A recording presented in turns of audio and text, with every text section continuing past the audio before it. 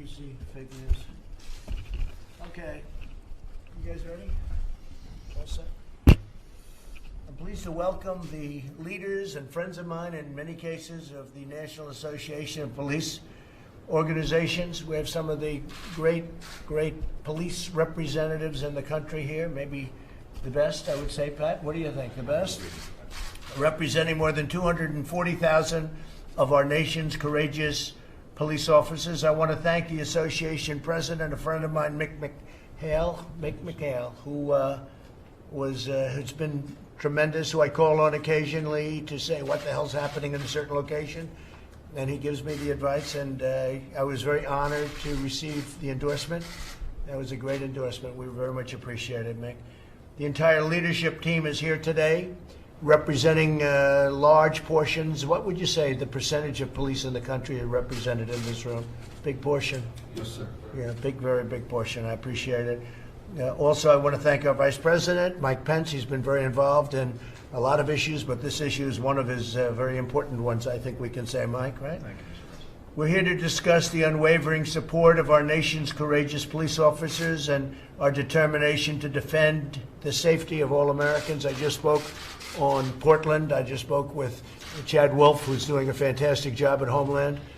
And the courthouse is totally secure. It has been ever since we've been there. We had to move in about a week and a half ago because they were going to take down the federal courthouse. This is not even believable. You know, you tell these stories, it's not even believable. Homeland Security moved a team of very talented people, strong, tough people, and the courthouse has been in very good shape. They're not an offensive team, they're a defensive team. They're not allowed to be offensive, unfortunately. And you had radical anarchists, you had horrible people, you had agitators. There weren't protesters, there might have been protesters, but the ones that were the problem were absolute anarchists and in many cases professionals. So a lot of people have been arrested, and we've told the mayor, we told the governor, you better get in there and do your thing. And they finally, they should have done this 60 days ago. A lot of people have been hurt. A lot of law enforcement people have been hurt, and they should have done this 60 days ago. So now they've freed up the park, cleaned out the park, and they're moving their way. And if they have any other problems, we're going to take a very strong offensive force. Nothing started because the federal government was there. In fact, if we weren't there, you would not have a courthouse right now. You know, the media, some of the media, not all of it, but some of it, they are saying that because the federal government walked in, they became worse. No, because the federal government walked in, we saved the U.S. courthouse, the federal courthouse, which is was a magnificent. It will be shortly, but you know, there's graffiti all over it and everything else. That's why we moved in, because the local police were not protecting federal property. So Homeland Security has done a fantastic job. I appreciate it. Chad Wolf and the entire team have been fantastic. And it seems to be cleaning up. And if it doesn't clean up, we're going to do something very, very powerful, because we have no choice. Not that I want to do it. I don't want to do it, but we have no choice. In recent weeks, law enforcement has become the target of a dangerous assault by the radical left. The left-wing extremists have spread mayhem throughout the streets of different cities, in particular Portland. If you look, Portland is one. Seattle certainly would be another. And we were getting ready to go into Seattle. We would have solved that problem very quickly. When they heard that we were going in, they went in. And by that time, the anarchists were exhausted, and they just raised their hand. They were exhausted and tired, and they had a lot of drugs and a lot of alcohol, and they just gave up. They just raised their hands. They were sleeping there long enough. They took over actually a piece of Seattle, if you can believe that, Seattle being a major city, and they took over a piece. So we were ready to go into Seattle. Everyone knows that. We were going to go in with force, and we didn't have to, because the day before we were going in, and we let them know, the day before we were going in, this is what happens. They went in, and the anarchists and agitators gave up, and they gave it back. Joe Biden's pledge to cut police funding. You do know about that, Mick, I assume, right? You've heard that little rumor? This guy has been dragged so far left. Biden has been taken further left than Bernie ever was. Bernie was never this. I mean, totally open borders and the sanctuary city stuff that he's approving things that Bernie never thought of. It was supposed to be they were going to take him right. They took Biden way left of where Bernie was because they have the manifesto. I don't know. Have you seen the manifesto they've got? Now I understand they can't get any police in Milwaukee because you're not allowed to use pepper spray or tear gas because if you have crowds. But I don't think there's any other way other than the obvious way, which would be horrible, and that's shooting itself, which would be horrible.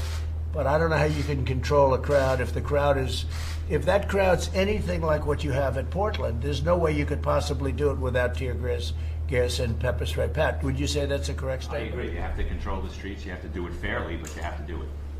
It's pretty amazing, right? So you have no police that want to go to Portland because they know they can't do their job. You have to give them the equipment to do the job.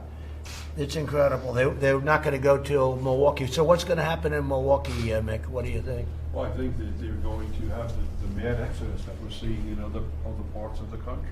And it, again, sir, it's the exposure of these men and women who continue to suit up and provide the safety that they took an oath to. And we want to, as an association, but we speak for all law enforcement, and thanking you personally for your executive order, which allowed us to surplus equipment. That equipment is saving our lives, literally, sir, and we thank you. We thank you for all of us. Thank you. Yeah. No, that was very controversial. The previous administration didn't want to do that. We had hundreds of millions of dollars worth of equipment, really good military equipment, good stuff, and a lot of it was protective. It was defensive equipment, where like vehicles that are very strong in terms of defense capability, where you wouldn't get hurt with the windows are, shatterproof, etc., and bulletproof. And we gave that out to our police departments. It was sitting there gaining dust. That was the only thing it was gaining, was dust. And we gave that out to all of our police departments all over the country. And you have no idea, every time I go someplace, the police thank me for that. This is stuff that was just getting less and less valuable. Much of it was brand new, but getting less and less valuable, sitting in warehouses. Probably the government was paying a lot of rent to the warehouses. And it's been a great thing. So as a result of the outrageous attacks on law enforcement, violent crime has surged in certain Democrat-run cities, many of them. I mean, you look at New York, it's up 348%. Who ever heard of a number like that? Because you have a radical left mayor who doesn't know what he's doing. He doesn't know what he's doing. I don't understand even how the police can allow it to happen. That's the only thing. We talk about that. But you look at Chicago. In Chicago, more than 2,200 people have been shot. Okay, think of that, shot. Now, that's far worse than Afghanistan. We're leaving Afghanistan fairly shortly, but we see things in Chicago and other places that you don't see in Afghanistan. It's unbelievable. 40% increase from 2019. And the hard thing is that crime is down nationwide. So I'm taking all of these Democrat-run cities, and we're putting them in with the well-run cities and largely Republican well-run cities and states. And with all of this shooting that you see in Chicago and New York, and Minneapolis had a bad period, but we sent in the National Guard. The National Guard did a fantastic job, and they stopped it. That place would have burned down. Minneapolis would have burned down if I didn't force the National Guard into that. And you saw them form, right? It's a beautiful thing. All of a sudden, you see a line of people. They walk through it like a knife through butter. And that was the end of the problem in Minneapolis. So, we have to do that. But in New York City, nearly 300 people have been shot in the last month alone. Murders are up 32% in Philadelphia and 80% in Minneapolis compared to last year. Minneapolis, great place too. And Philadelphia, you think of it. I went to school in Philadelphia. You look at these numbers. In cities across the nation, we've also seen police officers assaulted with bricks, rocks, bats, Molotov cocktails, frozen bottles of water. Somebody said last night, one of these protesters, I saw it, he said, "It's only water. How can water hurt you?" Yeah, they don't say it's frozen in a bottle the size of a football, and they throw it at the police. It's unbelievable. It's water. And then they have cans of soup, and they throw the cans of soup. That's better than a brick because you can't throw a brick. It's too heavy. But a can of soup, you can really put some power into that, right? Yes, sir. And then when they get caught, they say, no, this is soup for my family. They're so innocent. This is soup for my family. It's incredible. And you have people coming over with bags of soup, big bags of soup, and they lay it on the ground, and the anarchists take it and they start throwing it at our cops, at our police. And if it hits you, that's worse than a brick because it's got force. It's the perfect size. It's like made perfect. And when they get caught, they say, no, this is just soup for my family. And then the media says, this is just soup. These people are very, very innocent. They're innocent people. These are just protesters. Isn't it wonderful to allow protesting? No. And by the way, the media knows it better than we do. They know what's going on. I don't know what's wrong with them. They're doing our country a tremendous disservice, I'll say that. But in cities all across our nation, we've seen our police officers so badly assaulted. In Portland and the other cities, my administration is vigorously defending federal property from anarchists and criminals. We've also launched Operation Legend, surging federal law enforcement to communities plagued by violent crime. And we're willing to help Chicago. We're willing to help New York. We're willing to help Philadelphia, any city you want. But by law, unless we go a special route, which we have the right to do, but it's very rarely done, we have to be asked by the local government, by the mayors and by the governors. And they don't want to do it, I think for two reasons. Number one, they're embarrassed to do it. And number two, I actually think they're afraid of these people, if you want to know the truth. I actually think these are radical left maniacs. And I actually think, Pat, I think they're afraid of these people. I think they're afraid of those people that I see in Portland, and to a lesser extent that I've seen in Seattle. I mean, the Portland is a tougher group. You know, they've been doing that for years to Portland. They've been doing it for years and years to Portland, and the police stepped down, and I don't believe it's the police's fault. They're not allowed to do it. They're good police, but they can do it. Let's see how they do tonight over the last night. It was a big step, but let's see how they do. So it's an honor to have the associations here. We have been with them. I've had endorsements from so many police, and I don't even say thank you anymore. I say, what's your choice? Your choice is me or somebody that has no clue what they're doing. And I say that kiddingly, but I sort of mean it, right? I sort of mean it. So our relationship with law enforcement has been outstanding, and with firefighters. I mean, you have firefighters that go to put out a fire, and people are shooting at them. They're literally shooting at them as they're putting out the fire. Guys are going up on ladders, and people shoot at them. But we have great support from firefighters. Usually just the top one or two people don't support us, you know, because they're used to something else. But everybody in there, we have tremendous support from the police, the firefighters, and almost every group of people that are associated with the things that we're doing and doing really well. But I want to thank you all very much from the bottom of my heart. I appreciate those endorsements. We really do. It's really great. And you will never be let down with me. I have tremendous respect for what you do. It's dangerous. It pays not as well as they could do elsewhere. Many of the people, but they're discouraged. Many of the people, they do it, they love it, right? They love it. They would nothing they'd rather do. This is what they want to do. But it's a very dangerous profession. And we are going to toughen it up a lot because the mayors and the governors aren't allowing you to do your job. And you got to be allowed to do your job. When you see the things that we've seen in St. Louis, and by the way, you look at the last administration with Ferguson and all of the problems they've had. I mean, they had some problems that are doozies. You know, people said, oh, the last administration, they had this. That's what started a lot of this. If you look at some of the things that they had, I could name 10 of them right now. But we have to strengthen up because you're being told to do things that you know can't happen. In Seattle, they're reducing the force by massive numbers. In Portland, they're reducing their force. Can you imagine that? In Portland, they're reducing their force by massive numbers. But then the governor, like in Oregon, the governor said things that are just unbelievable. She doesn't want it to get better. The mayor of Seattle, the things that she said, we're going to have a summer of love. There's something going on that is crazy.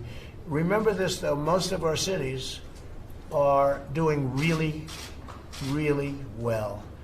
And despite the pandemic, and we're doing a good job on that, we have vaccines that are really getting close. We have therapeutics that are really getting close. But despite all of that, these cities are doing very well, and law enforcement's at an all-time good. So most of it's good. We only talk about the bad, but most of it's good. Pat, would you like to say something and representing our New York's finest? And we'll go around the room a little bit. We sure do. You know, in our city, we're going through a difficult time. We have a progressive mayor that's anti-police, a city council that's anti-police, and the state house is anti-police. So they're changing a law where it's becoming impossible to do our job. And remember what our job is, to keep folks safe. You do that by helping the good people, going after the bad people. They're stopping us from doing that. So we come down So the here. mayor tells you you can't do that. You cannot. Your job is to keep people safe, right? That's right. So is that a higher calling than listening to a mayor? Well, you know what? They're the boss in our town, so we have to go by the rules they set. The problem is the rules they are setting, the laws they are passing, are making it impossible, because what happens then, we're criminally charged. So we come here today, Mr. President, to ask for help, to have a discussion on what we need. Charge you criminally? Yeah, they can charge us criminally, yes, sir. It's disgraceful. It's like they reversed the world. It's the upside-down world right now. And I have 36 years in the job. I've never seen it this bad, sir. Never been anything like it. Hey, look, I lived in New York, and we never had a problem in New York. New York was, once Rudy did a great job as mayor, in all fairness, because before that, but I think this is worse than the Dinkins era now. How do you compare this to the Dinkins era? It's worse. You know, we had disturbances back during Mayor Dinkins' time, but we had it in one neighborhood, possibly two. We had disturbances recently in 3 boroughs, sir. You know, we have neighborhoods where your father started it's going back to be crime-ridden. Into Manhattan, where you did so much building, it's starting to go back to crime-ridden, where they looted in Midtown. So obviously there's a problem. And Dinkins, if you go back to that period, everybody respected the police, and the police were allowed to do their job in all fairness. There was never like, we're going to cut our police force. It was always, we're going to get more police, in all fairness. And then Rudy came in and did a great job. So, you know, it's one of those things. I think you have to do what you have to do. I mean, you have to keep people safe. You have to keep people safe. Go ahead, please. Mr. President, it just, you know, the level of attacks that are going at us, going after our qualified immunity, going after our due process rights, it's a complete assault on the people who are paid to protect the citizens. And if we can't do our job, in Massachusetts, they want to file bills that we will not be able to put our hands on somebody unless we're arresting them. So if we're dealing with disorderly people, intoxicated people with mental health issues, trying to get them into an ambulance, to get them to a hospital, we could be sued. And you can be sued individually or as a force? Individually, Mr. So are President. they taking immunity away from They're you? trying very hard, Mr. President. Yeah, that's the next move. You know, they want to take immunity away from police so that if you do what you have to do and you do it right, you can get sued. I mean, the whole thing is just crazy. So you're having a hard time in Massachusetts? Yes, Mr. President. We're working very hard. The unions are sticking together, working very hard, and hopefully we can curb some of this. Is the governor trying to help? It hasn't gotten to his desk yet, Mr. President, but we're hoping that we've made some very solid arguments on all these issues where he can slow the process down. You guys have to stick together. You got to do what you're doing. I mean, you can't let it happen. You know exactly. For instance, when you have a problem in Massachusetts, are you allowed to use pepper spray? Yes, Mr. President. So you are. Do you think they're going to end that? Are they thinking about that? That ending is it? one thing they have not gone after, Mr. President. But they It's are going impossible. After, they are going after our canines. They are going after the tear gas and our canine officers. How are the canines? Very effective, I would imagine. Yes, Mr. President. In multiple areas. Yeah, right. And they're going to stop with the canines. They are trying to limit their use, Mr. President. And how about you, my friend? We represent almost 33,000 law enforcement officers in the state of New Jersey. And, you know, I was talking this morning with these guys, and I said that the defund the police is already, the experiment has already proven how poorly it is throughout the country. In New Jersey, they're talking about the new use of force policy with proportional force. And my response is, if you want to see a fair fight, go to a wrestling match where 185, you know, fights 185. We want to end these resisting cases as quickly as possible. There's nothing pretty about somebody resisting arrest.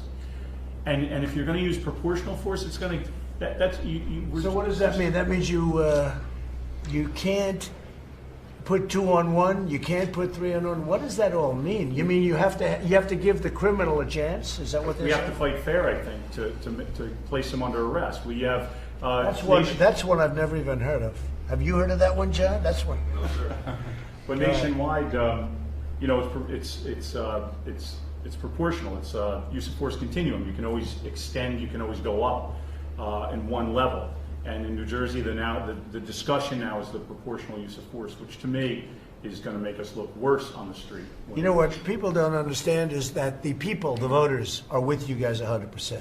I'll bet you if you looked, it would be really, I don't want to say a number because then they'll say, oh, he was wrong on the number. The number is, 2 points lower. It would be tremendously, it's a tremendous number. The people of our country love you guys. The people of our country want protection. They want safety. And what they're doing is they're just stripping, this radical left movement is stripping you of everything. And we're not going to let that happen. How about you? Well, I work for the National Association, so I work for all these gentlemen and all their issues. So you see it all, right? Yes, and I just want to say thank you for giving us a seat at the table. Okay, here's a question for you. So you work for all. What do you think is the worst? Where are they treated the worst? The police. Where are they treated the worst? And where is the biggest onus of problem? In other words, who here at this table, and this is just a small group of what we have, what area is treated the worst? Is it New York? Is it Massachusetts? You just said something. Although what I heard from New Jersey, I'm shocked because I know those great troopers on the highway. They pulled me over on occasion for speeding. No, for speeding. I haven't got one of them recently, but I'd get pulled over and I'd look at those guys. I'd say, that guy, I'm not going to mess with that guy. But who do you think is, what area is treated the worst, meaning they've taken their power away? I don't think there's just one area. We hear from our membership across the country about various attempts to handcuff cops and their ability to do their job. I just think it depends on the area and what policies people are trying to push. I think cops across the country are having a very difficult time doing their job with very little public support. Obviously, the most of Americans. Well, you have really public support, but it's sort of that silent majority that we talk. But it's not a silent majority; it's a massive majority. It's not anything about the word majority is not a good enough word. You have tremendous public support, and these people feel they have to do this. The politicians, in order to stay relevant in this far left movement. John, what would you say about that? Who would you say is treated the worst in terms of areas? I'd say him. New York? Yes. Yeah, listen to the Pat. One of the worst, Pat. It can't be much worse than that. It's getting worse by the day. Each morning you wake up, first you get a text on the number of shootings and deaths you had the night before. Sir, you remember when you were building in Manhattan and crime was out of control. We're back to 1993 numbers. Who thought we'd be back there? In South Jamaica, the numbers have gone crazy. When we turned the city around, now it's starting to slide back. I'm worried about the slide, sir, but the slide's going to continue. And you could solve that rather quickly if they gave you your power back, right? We've proved it. We've done it. We want to do it again. No, it's easy. It's very, I mean, for you guys, that's what you want to do. That's our job. And This is remember, hard. What you're doing now is hard. This is hard, and what folks in our city hall forget that, we're police officers, we have a shield on our chest, but we're also citizens. We're also in the church, synagogue, or mosque. We're also at the same street corner, dropping our children off, going to the same schools. We're in the same shopping malls, the same grocery stores. So we're part of the community, and they're trying to cut But us I out. remember 2 years ago, 3 years ago, when the police didn't respect the mayor. They haven't changed, in all fairness. But they would literally turn their back on the mayor. And he was really working hard to get them on his side. And now it's almost as though it's just the opposite. And why is that? You know what? It takes more than words. You can read from a script at your actions. You can say you support police, but then pass laws that hurt us, so we know it's not true. If you remember when we turned our back on the mayor at the time, we had just had 2 police officers assassinated. What folks don't understand is we went to City Hall and begged that they stop the rhetoric. We said someone's going to get hurt. You know what happens? It was worse. They got killed. Ramos and Lou were assassinated in our favorite borough, Brooklyn. So it was a serious time, but it's gotten more serious since then, sir. And do you see it turning around? Do you see it going back where the politicians are going to get smart? Because the numbers will get bad. And Yeah. So the communities have to realize that it's not just rhetoric, it's really their blood on the streets that's happening. And as I said, the numbers are going back to 1990s and shooting. So I think that's when it visits your kitchen communities like table. the police. The communities want protection. They love the police. In our most difficult neighborhoods, the community, the person sitting on the stoop, the person owning the bodega, is the one that's giving us the information we need to do our job. It's City Hall that's stopping us, sir. Incredible. John, go ahead, please. So, sir, I'm president of the Florida Police Benevolent Association, and Mick and I, Mick's the senior vice president with Florida, and recently he and I have met with the incoming Senate President, Will Simpson, and the incoming House Speaker, Chris Browse, and they have assured us that they have our back. So, and I know the governor, DeSantis, has our back. He's got your back. He does. He does. However, there are some cities in Florida that want to defund. They want to create the civilian review board. So we got to stay on top of it. Yeah. Pat's got a problem, and whatever he needs from us, we got his back. I think the cops in New York have to get tough again.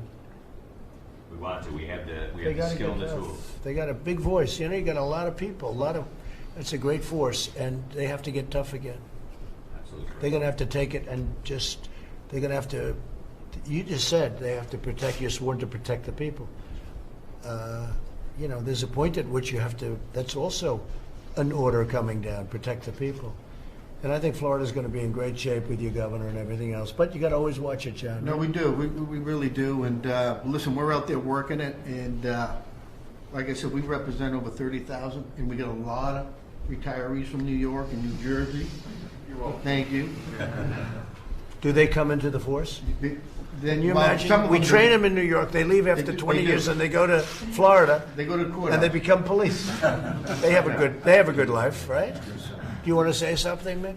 Yes, sir. I think what's important and what radiates to our membership, sir, is your support that we're entitled to due process. And I don't think enough of the public realizes that. But your message, getting behind our profession and simply saying, we have due process as part of our state constitutions, and obviously we have a national due process that we're entitled to. That's all we ask for. Again, they're going each and every day under attack, but they raised their hand, they took an oath, and they're not going to give up. And it's your message, but it's your administration. The Attorney General has been to many of our cities, many of our functions, and he delivers the same message, and it's always from you, sir. We got your back. That's the most important aspect we could ever seek in our profession, to know somebody has our back. Well, In the what do you military, do- they say covering your six. Right. Sir, you're covering our six, and we thank I you. am covering you, but what do you do when you have a radical left, crazy mayor, and they're giving you orders that you know will lead to tremendous death and crime? Are you allowed to do your job, or are you going to have to listen to this crazy man that got appointed? Is there something you can do? Because I'll tell you, if you don't do your job, you're going to have certain cities in this country that are going to end up like Portland. And the mayor goes into the crowd the other night, and I watched very carefully, and I saw exactly what happened. He was excoriated. They went after him. It was incredible, right? Yes. And shouting at him, resign, get out of here, we don't want you, horrible. And yet I watched on NBC News, Lester Holt, on your news, Peter. If you watch that newscast, it was though it was a big, beautiful thing that he went in with the people. They didn't show the shouting and the get out of here, and they were rough. They would have ripped him apart. Peter, he had 5 bodyguards. 5 bodyguards. If he didn't have those bodyguards, you'd be talking about a funeral right now, because they were looking to do a bad thing on him. And he got out with his life. And yet I watched NBC, I was watching for some reason, NBC Nightly News, not even MSDNC. I'm watching NBC Nightly News, and if you watch that, it looked like he was a man of the people, the mayor. They would have ripped him apart. It just shows you, you need some help from the media. You need a little fair help from the media. What would you say, John? I agree, Mr. President. I'm from New York City also with Patty. and I cover south of 59th Street, Manhattan South. The old show Beretta, if you remember? Their theme song was "Don't do the crime if you can't do the time." They're not doing time anymore, and the police want to do their job, and they're out there doing their job. It's not even a revolving door anymore. It's an open door where it comes right back out. The riots, the same people looting, were arrested 3 nights in a row. They were back out the next day with their teams. The police want to do their jobs. They want to protect the communities. They love their communities. And yet they go after General Flynn, who did nothing wrong. No relation. They go after General Flynn, I know. I was just saying, you look like his brother, maybe a little bit. Slightly different, John. But they'll go after General Flynn and these people that did nothing wrong. They desecrated St. Patrick's Cathedral. Whether it's a cathedral, a mosque, a synagogue, there's a gentleman who's paid the Blue Line in Staten Island down the street, and he's getting letters of threat from the city to cease and desist the painting of a line. The buildings all over Manhattan are scribbled with anti-police messages and other things, and nothing happens. But you paint one blue line down the street, and they want to summons you and possibly arrest Good you. point. It's true. It's true. They can do whatever they want. You do one blue line, and they make it like it's a mortal sin. Right? Yes, sir. That's terrible. Do you ever think you'd see that? No, sir. And this has been happening now for a long I time. would never thought there'd be torturing police vehicles in Manhattan, lighting them on fire. And you could stop it instantaneously if you had the orders, right? Yes, sir. Instantaneously. I saw that. Jumping on top, hitting them with sledgehammers. And the cops want to stop it. And do. they want to stop it. Yeah. They'd stop it very easily. Please, go ahead. Well, greetings from the great state of Texas. Right. From the president of the Well, you're in pretty good shape in Texas, right? Some places. A couple of places are a little shaky, right? I actually serve in the state capitol in Austin. Not such a weird place there. The rhetoric that's being pushed by certain segments of the population, they don't understand. Everyone that goes to work and takes a job as a police officer, or the vast majority, are there to make a difference and to protect their communities and to serve. You're going to get to a point in America, if this continues, where you're not going to be able to find people that are willing to take this job. We don't make the laws, we enforce. Who's going to want to take a job where you don't have the backing of the people running the city, the elected people running the city? It's becoming a problem. Yes, sir, it is. It's becoming a major problem all across the nation. We don't write laws. We just enforce the laws that the politicians write. In New York, they fired some of the best policemen in the world, your crime fighters, and they let them go. How many was that? What group? You know, we're losing huge numbers, and we have a problem on both ends, sir. We're losing members that are deciding to retire, upwards of 1,000. They're canceling classes of our young women and men that want to come on the job and serve, so they're not even bothering hiring them. And then, of course, that's going to drop too, because who would want to go into this profession at this time on this day? It's a problem, sir. So I think you're talking about the We're going to get it anti-crime unit? changed. The anti-crime unit in New York. Yeah. That unit. The anti-crime. That's what I did before I became on the board. Were you on the unit? Yes, sir. And patrols out there every day, but they answer the radio. They're in uniform, and they respond from call to call, and the calls are getting so much more increased. Those guys in plain clothes, they went out and they looked for the bad guys. And they took their guns off the street. And they really, did they have more shootings? Of course, because they're the ones going head to head with the guys with the guns. As soon as they canceled that unit, that weekend, that's when the shootings rose incredibly.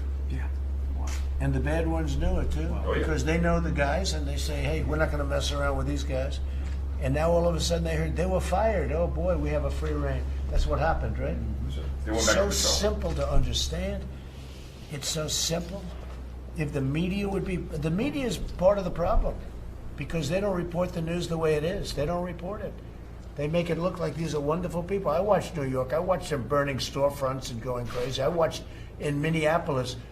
You have this guy from CNN with a camera.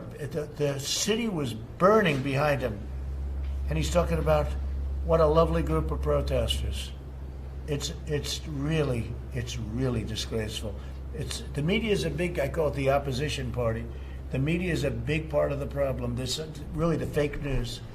It's a big part. They don't report it because it's common sense. It's so simple to understand. Hopefully Texas will be in great shape, okay? How about you down there? How are you? Mr. President, thank you very much. I'm Bill Johnson. I'm the Executive Director for NAPO, and I kind of have a similar perspective to Andrea did in terms of nationally, all the problems that we've got, big cities, small towns. I'll ask you the same question. So where are you having the worst time? I think, obviously, the violence that's going on in cities like New York City and Portland, Oregon is horrible. What about Wisconsin, where they take the pepper spray and the tear gas away? What about that? Those are difficult also.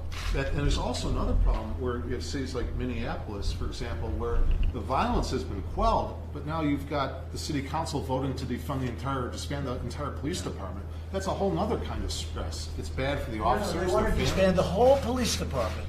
Dismantle. So, Yes, Mr. yeah, they President. want to dismantle, right? But- Dismantle the whole police department. Yes, Mr. President. Of course, the people who voted for that maintain their own private security. That's okay. But the shopkeeper, the guy running the gas station, the person trying to take the trash out in the middle of the night from the McDonald's can't call the police. So when you guys are hearing the term abolish, they use the word abolish the police, abolish the departments. Some of these people are actually serious about that. They are, Mr. That's not just rhetoric. No, they're insane, but they're serious, Mr. President. And it's the cities and it's the men and women who are going to suffer. I mean, it's elementary. And but they don't defunding see it. they're already doing. I mean, defunding they've started. Yes, Mr. New York President. took off $1 billion, right? So, Yes, Mr. President. So defund and abolish, and that's their favorite of all phrases: defund and abolish. Yes, Mr. President. And then once they do that, who knows what their next step's going to be? Who's gone the furthest of the cities In to terms of- defund and abolish? I think Minneapolis, as far as I know, where they've actually had, I understand it was a unanimous vote by their own council to It's just do away a- with it. And yet the leaders have armed police around their house, right? Yes. That's nice. Go ahead, please. Mr. President, thank you so much for taking this, Mr. President. My name is Mark Alvaro. I'm from New Jersey. I'm Pat's Executive Vice President. We're in trouble. Our governor turned her back on us about a year ago. Our Attorney General's turned her back on us. The legislature's pretty much is throwing crazy bills at us. We're in a fight for our lives and our members for our lives. Our guys and the girls are really in trouble in New Jersey right now, and we really need your help. So surprised to hear about New Jersey. They Because I know the troopers so well, I know the whole group so well, I'm so Politicians turned their back on us overnight. And if we had a problem, I'd be the first one to say, we have a problem here and we have to straighten it out. We are 47th in shootings, and we're the densely populated state. So there's not a problem in New Jersey. And if there was, I'd be the first one to the table saying we have a problem. But they're coming down with some crazy legislation, and they're coming out. But those numbers will go up. Those numbers will change with time, Absolutely. if they do what you're saying. No, I'm talking about police shootings. We are 47th lowest. Yeah, And no, we're that's what I densely- mean. yeah, That's what I mean. And another thing is that they closed the mental institutions in New Jersey. They put all the homeless and the mental people on the streets, and we're supposed to deal with them. We're not trained psychologists and psychiatrists. When did they do that? So they have, they just, it's been years already. So now it's getting worse and worse, and every time you go to an emotionally disturbed house, we're not supposed to, when mommy's calling up screaming and yelling, my son just stabbed me, and we walk into the house with a butcher knife full of blood, and you shoot the person, we're not supposed to know that he had problems and has emotional problems. right. So we're supposed to deal with this in a matter of seconds, make that split decision. That's on TV, it's great, but in reality, Mr. President, it's scary situations, and our guys go to jail for shooting somebody, or for protecting their own lives and their families' lives. That example is something that happens. Mr. President, I never understood what fake news was until you said it all the time, and I can't believe how bad fake news is, as you say all the time. Yeah, no, I've said it, and I've learned. I thought it was fake before I got here, but not as bad as it is. It's really it's a tragedy what they're able to report or not report. What they don't report is in many ways even worse. Mike, please. Well, thank you, Mr. President. I'll be very brief. I first just want to say thank you to the nearly 250,000 men and women who put on the uniform of law enforcement that are part of this association. You have a president and a vice president of administration who understand.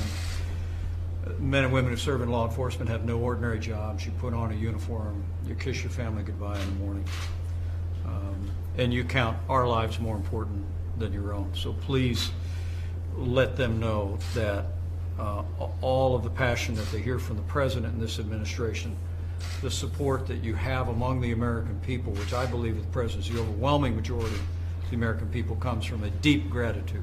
Secondly, thank you for the endorsement of the National Association of Police Organizations for this president. I joined him on this journey 4 years ago. I saw the connection that he had with law enforcement from the very first day, and I know that police officers across the country have supported this president each and every day because they know that he understands the job that you do and supports your work. But I can tell you firsthand, serving alongside him every day, that when we see Joe Biden, the Democratic Party, driven by radical Democrats to call for defunding the police, abolishing the police, dismantling local officials, voting to dismantle local law enforcement agencies. We have leading politicians that have referred to police officers as stormtroopers and used the most pejorative terms. I want to say to you that it has only steeled this president and this administration's resolve to back the blue. And we are not going to defund the police.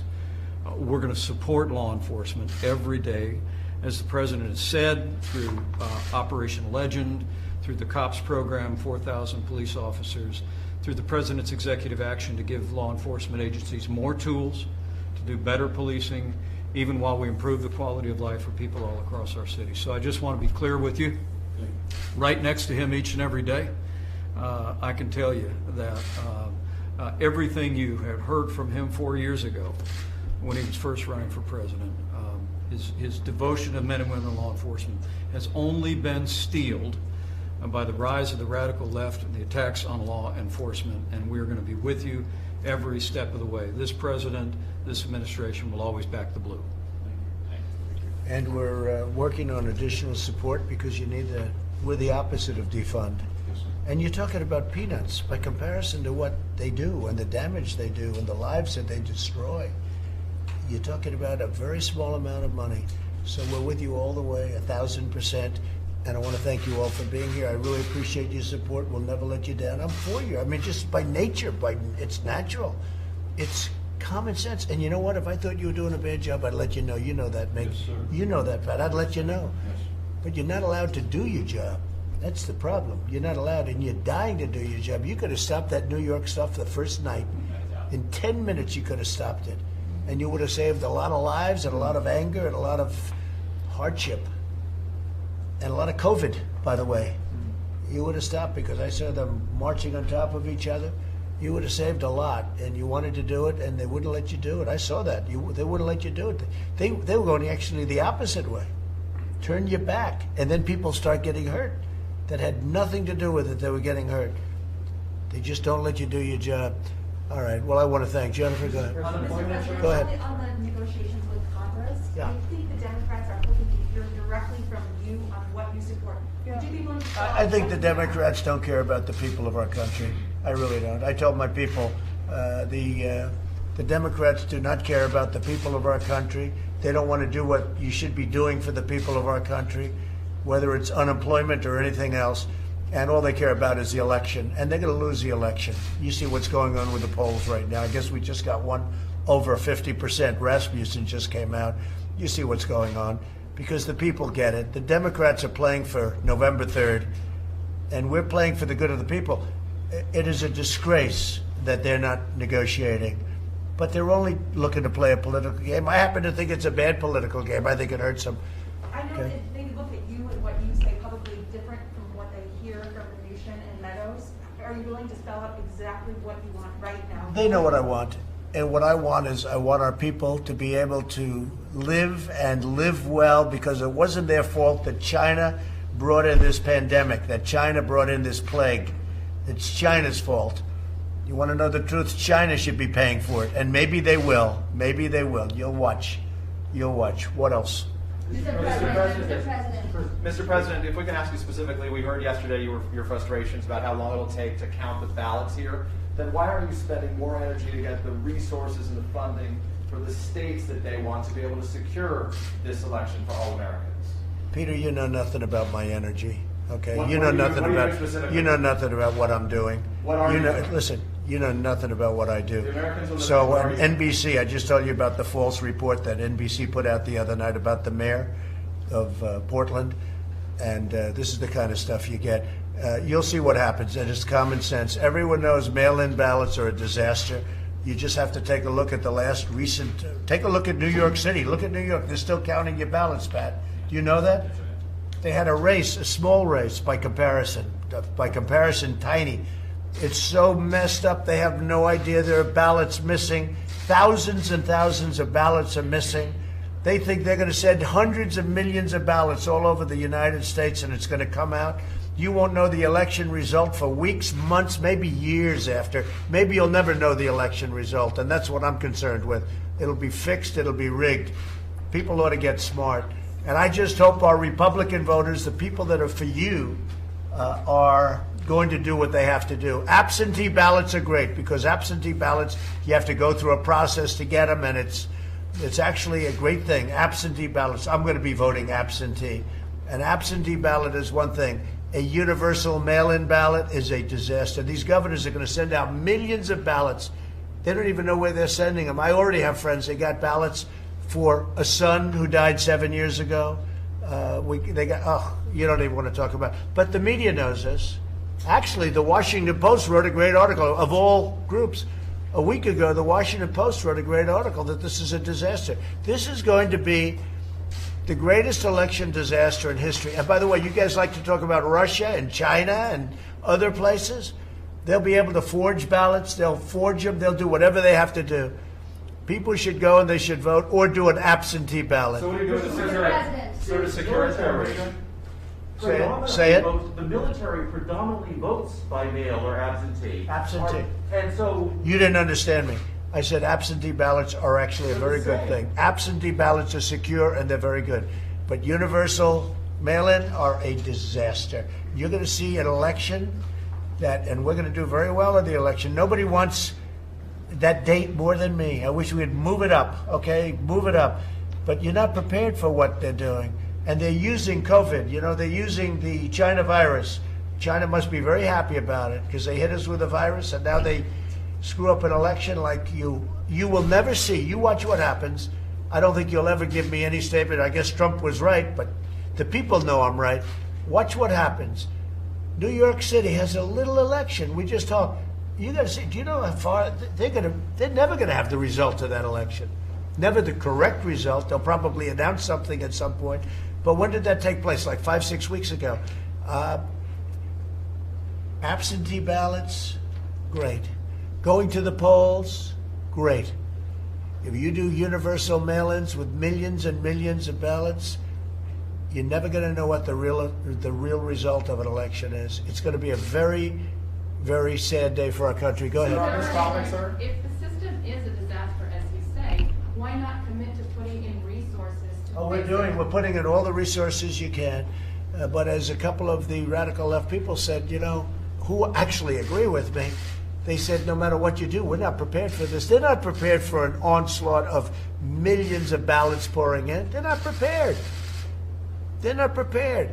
You watch. They're not going to announce anything on November 3rd. They're not going to announce it on the 4th or the 5th or the 6th. It'll go on forever. People should go. You know, they voted, Mick, during World War I. They voted during World War II. They went to the polls. They voted. They went to their booth, and they voted proudly. But now with COVID, they don't want to vote. It's not they don't want to vote. This will be catastrophic for our nation. And you'll see it. I'm always right about things like this. I guess I must be. I wouldn't be sitting here. Yes, Jennifer, go ahead. You want something? Jennifer, do you want? Okay. Yeah, please, in the back. What is your decision to delay the election in Hong Kong? What is your opinion? I want to right now focus on this election. I'll have a statement about that soon. I heard that they did the delay in Hong Kong, and we'll have a statement about that. But I want to focus on this. Okay, thank you very much, everybody. Thank you very much. So why would moving low income people to the suburbs ruin the